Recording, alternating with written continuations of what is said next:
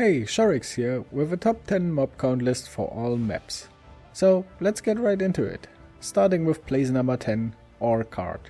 Ore Cart has about 641 monster on average and an okay layout. It's basically a big square with a lot of walls in between them, but if you get used to it, it's fairly simple to rush through it without that much backtracking. But even though it is a decently farmable map, it has no valuable divination cards. Place number 9 goes to the Precinct map, with 644 mobs on average. The Precinct layout is pretty big, so it will take a while to get used to it, but if you know the map, it's an alright layout in terms of backtracking. Precinct has a lot of positive things. The first thing is that it has several rogue exiles as boss, so if you are running corrupted maps, it's a good source for its Theory fragments. And rogue exiles can also drop the Valkyrie card. The second thing that makes Precinct so good is the divination card pool of the map. It has the Abandoned Wealth card, which gives 3 Exalteds in a full set, the Saint's Treasure card for 2 Exalteds, and the Undaunted, which gives a Corrupted Headhunter. Place number 9 goes to the Pit map, with 649 mobs. Pit has a lot of small paths and some backtracking depending on the layout. It is also not the best map because the high amount of mobs comes from the boss room, which spawns them in slowly. Another thing is, the best divination card that's dropping here is Chains That Bind, which will give you 6 link body armor for a set of 11 cards. So I can't recommend farming this map even though it has a good amount of mobs. Place number 7 goes to the BAZAAR map, with 656 mobs on average. The BAZAAR layout is pretty big and has a lot of obstacles in it, so it pretty much depends on your build how fast you can farm it.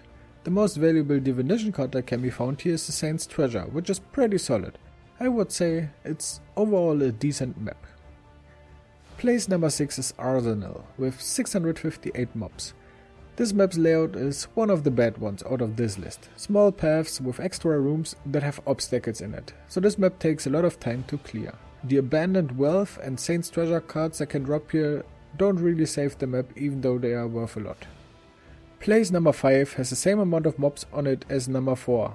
It is the Palace map, with 660 monster, and a big layout with a lot of rooms and doors in it. Yes, I know, nobody likes doors, and I lost my rampage like 10 times per map while counting the mobs. But at least the Sephiroth card, which gives 10 divine orbs for a set of 11, has decent value. So if you can beat enemies that are harder than Ubalder, doors, this might be a good map for you. Place number 4 goes to the Crater map, with 660 mobs on average. The crater layout is pretty much only small paths, and if you get used to the layout, it's pretty easy to run it, without that much backtracking. But the problem with Crater is that it has no really valuable definition cards.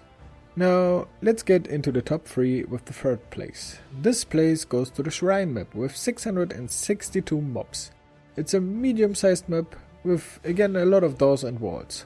But a good part on this map is that you can jump through the cage walls, so if your build has a fast dash skill, it's fairly easy to clear it without wasting too much time.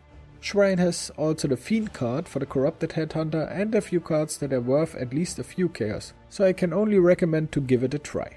Place number 2 is Colosseum, with 671 mobs on average. The Colosseum layout is close to the Pit layout, but it has round arenas between the small paths, and the problem is that a high mob count comes from enemies that spawn slowly like the dogs. And another problem are the obstacles in the round arenas, which can be annoying for some builds. Even though it has a few divination cards that can be worth something depending on the league, they will most likely not come close to any other good cards from other maps. Now, let's get to the number 1 with an insane gap to the second place.